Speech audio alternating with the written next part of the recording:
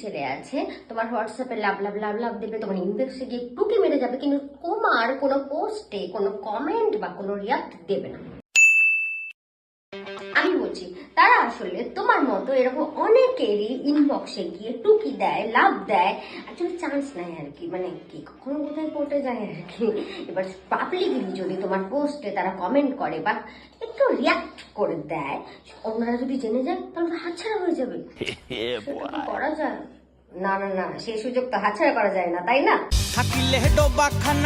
যাদের গার্লফ্রেন্ড আছে মেনে নিলাম যে তাদের মধ্যে একটা ভয় কাজ করে, কিন্তু যারা সিঙ্গেল তারা তোমার পোস্টের এগেইনস্টে কিন্তু ওরা খুব সুন্দর সুন্দর কমেন্ট করে, how nice, good looking, pretty, তোমাকে খুব সুন্দর লাগছে, কি দারুণ দেখতে তোমাকে, কিন্তু ওগুলো কিন্তু পোস্টের নিচে করে না, ইনবক্সে গিয়ে করে। ভাব তো কখনো যাবে না।